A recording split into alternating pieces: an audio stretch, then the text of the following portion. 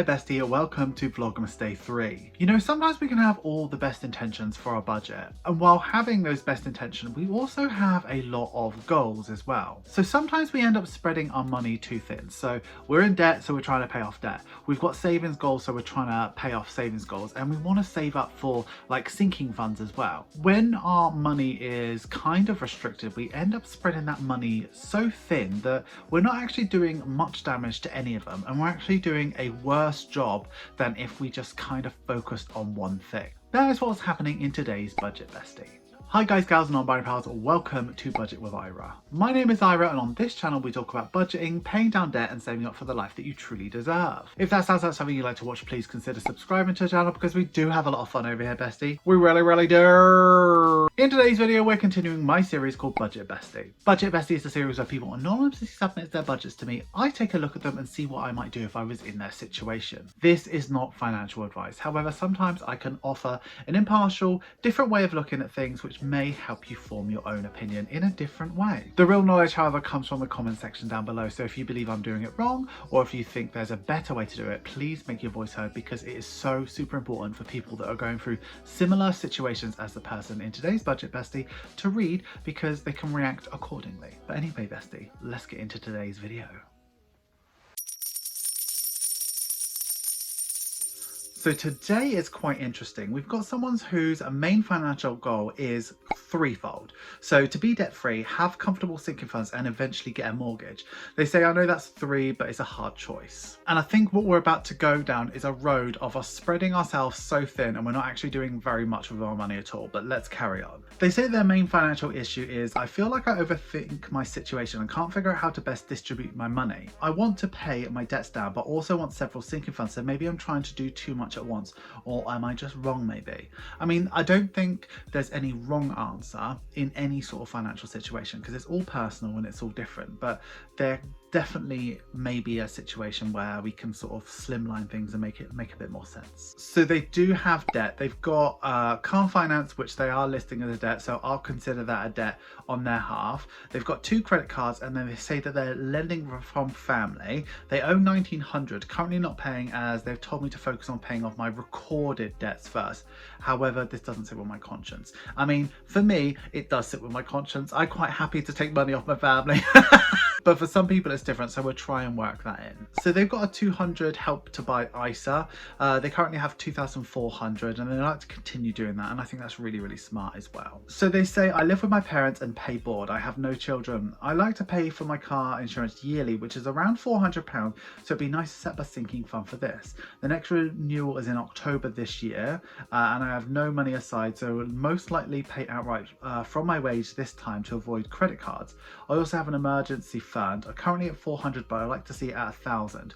And I think for some reason we're stuck on this £1,000 emergency fund, and I was as well, and I think it's a good start, but it's certainly not enough. £1,000 isn't going to do anything in a major emergency, so we need to sort of look at that a little bit. I want a holiday abroad, but I feel it can't happen this year, so would very much like to put money aside for it next year.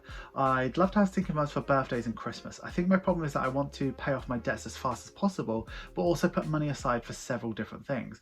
But every month I can't decide what to do without feeling like I'm not giving enough to one area and it's all moving too slow.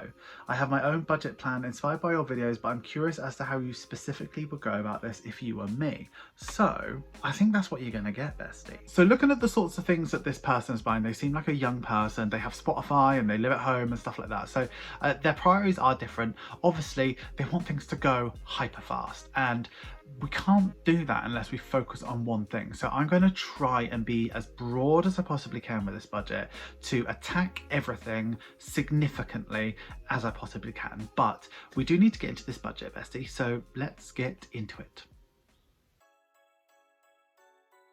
Okay, bestie, here we are ready to get into this budget. We're using the small A5 little paycheck bill tracker pad. This has 25 sheets in it.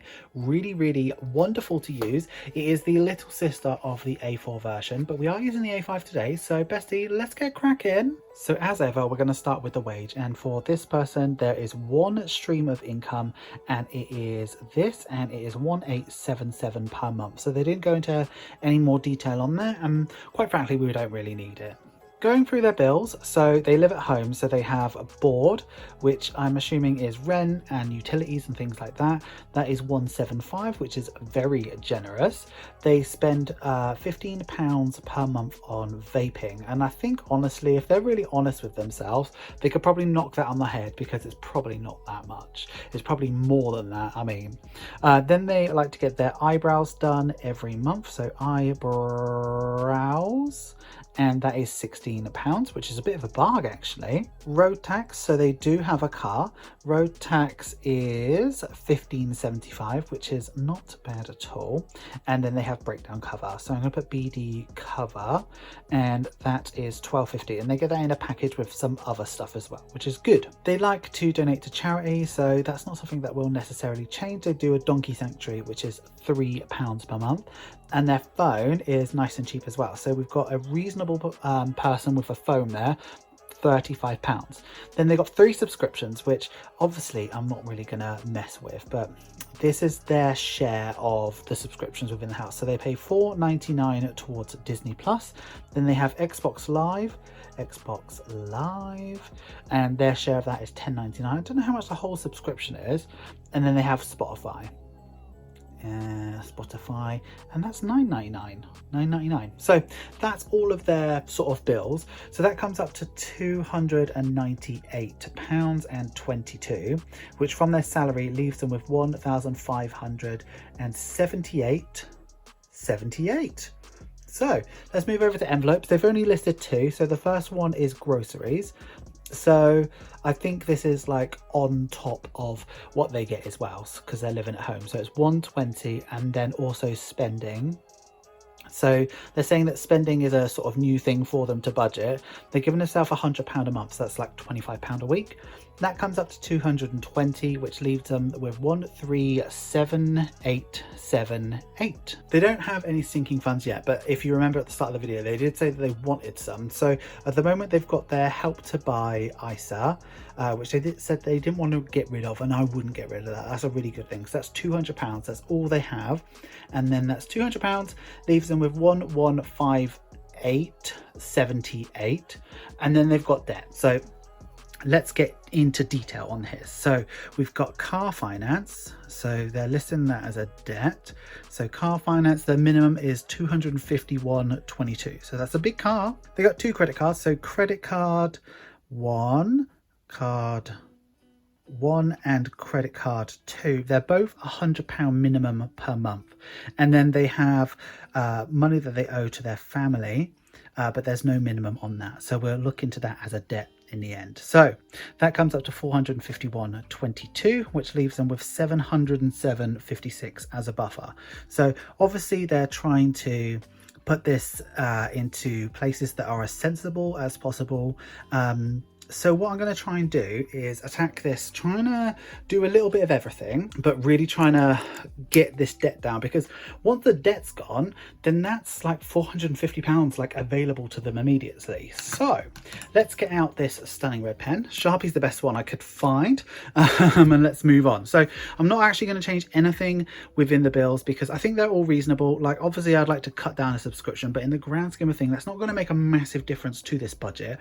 If you could lose tenner from it, it'd be really, really good, but it doesn't really matter. We're going to start on envelopes, and I'm going to make some changes. So first of all, groceries, I'm going to knock down to 100, because I feel like normally when people are living at home, their board sort of tends to cover that. I don't think that's that, and even if that is the case, that's still enough for someone just by themselves. Then spending, I'd knock down to 80, give them £20 a week, just while they're in this situation where they really want to focus on stuff. I think they forgot about fuel, so I've added that in, and I'm going to do £30 a week. I don't know if they need more, so obviously you need to adjust the budget accordingly. This comes up to £300 now, so we're spending more, but we're being a bit more realistic, because if they've forgotten about fuel, what else have they forgotten about, Bestie? This all comes up to 127,878, and then sinking funds is where we're going to do a lot of work. So first of all, we've got the car insurance. So they said that they like to pay that all in one go. So car insurance, and they like to have it at 400. So £400 divided by 12 is like £33. So if we save 35 per month, that'll get them in a place every year to be able to do that. Then we move to emergency fund. So emergency fund, they said they wanted £1,000, but I think they need a little bit more than that. £1,000 isn't really going to do much these days. So let's take a look at this. Their bills come up to 298.22 and their envelopes come up to 300. So in order to like make everything happen, excluding debt, in order to make everything happen, they need 598.22. So when we times that by 6, their emergency fund should be 3,589.32. So when you divide that by 24, so across 2 years, it's 149.55. So that's how much we're going to put into the emergency fund. So they said holidays is important to them, so let's do holidays, and I think £50 a month will get you like a nice abroad holiday. And then all the rest of these I'm going to do £20. So we're going to do birthdays, Christmas, self-care, and clothing. So they're all going to get 20. So that comes up to 514.55. So those they indicated are the important sinking funds to them. I've done a little bit more into emergency than you would typically do, just so that we're a bit more prepared and ready, and we're keeping hold of that Help to Buy ISA. So that leaves us with 764.23. So 764.23. So obviously we've got a little bit left over. We're going to plan in an overpayment. So this will help us get rid of our debt quicker. So we're going to do 248.78, which means that the whole amount to debt is 750, which leaves us with 1433, which I think is a really reasonable buffer. Thank you for the sale. So what I want to work on now is the debt repayment plan, and we'll come back to this in a sec and have a chat about it. So with this debt, we're going to work out the snowball method. So first of all, starting at the lowest debt, we have credit card 2. So credit card 2, we owe 2,500 in total to it, and the minimum is £100. Then we have credit card 1, and we owe marginally more on that, 2,600, and the minimum is still 100. And then lastly, we have car finance. So car finance is on 0% at the moment. Well, for the whole time, where there's no balloon knot with this one. So they owe 11,807.42, and the minimum is 251.22. So we need to protect the credit cards first, because that's they're in an interest-free period, and we can move them over. But the last debt we've got, we're going to move it a little bit lower, is family, and that's 1,900, and the minimum is 0. So let's start with credit card 1. So we got £100, and then we're adding in our overpayment, which is 248.78. Now, what that leaves us with is 348.78, and that means that that debt, if we carry on paying 348.78 every month to it, we'll get rid of that in 7 months. Now, when we move that 348.78 down here and we add it to the 100, that means we've got 448.78. Then when we apply that to credit card 1, we'll have that one paid off in 6 months. So really, really quick. Within a year, we've got rid of, well, just over a year, we've got rid of 2 credit cards. Now, it's just the car finance to deal with. Now, this is in 0% interest. So this amount won't be the same a year later. So after 13 payments, we would have paid off 3,205.86, right? So that means we've got 8,541.56 left to pay, right? So when we add the 448.78 to the 251.22, that gives us our full snowball of 750. So when we divide that number by 750, that means we're just under or just over 12 months. So the car can get gone really quickly. And then we're left with family. So when we add the full snowball of 750 to that, we are 2.5 months. So to be fully debt-free, we'll have 27.5 months, which is basically 2 years and 3 months, which is not bad at all, bestie. So coming back to this budget, I think what the issue is yes, you can sort of spread yourself thinner, but with reasonable amounts. So if we are just paying for our car insurance like out of pocket all the time, of course we're going to feel like we're not getting anywhere, because some months we're going to be able to do a lot and some months we're not going to be able to do anything. But when we're sort of strategic with it and we are well balanced and we think about how much we want to put to everything, we can get everything done. Could we go a lot more aggressively with this debt and get rid of it? Yes, we could, but this person's got a lot of goals and I feel like they should be honoured. Obviously, if fuel is a little bit more, then obviously we need to take some money out of somewhere to adjust for it. But I really feel like the right thing to do is get that emergency fund sorted out within 2 years. I think £150 is really reasonable to chuck at it if this person has it, which they do, and then really getting rid of this debt. So this is the approach that I would take. I would love to know what you would do, bestie.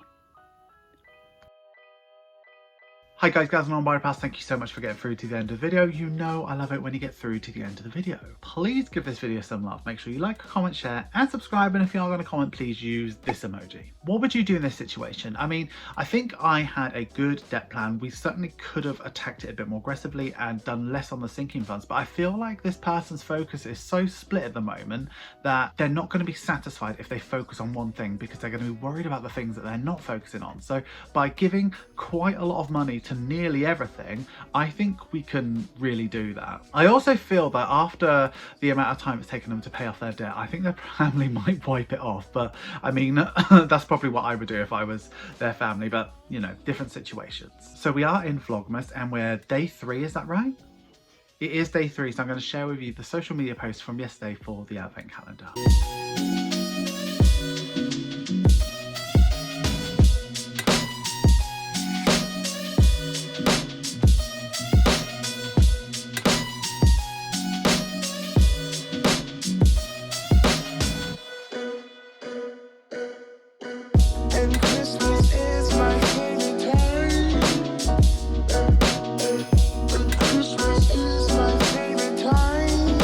Thank you so much for getting here, but an extra special thank you to the channel members and the patrons who make all of this possible. I truly mean it when I say without you I would not be here, bestie. Patrons get exclusive content, sneak peeks and significant discounts off my Etsy store, so if you'd like to join them and support me over on Patreon, please take a look at the link in the description. You will not regret it, bestie. That's all we have for today, but until next week's budget, bestie, I would like you to have a wonderful day, have a wonderful week and have a wonderful budget. Always remember, don't trust Ira. And bestie, I'll see you in that next one. Thank you so much for watching. Bye bye.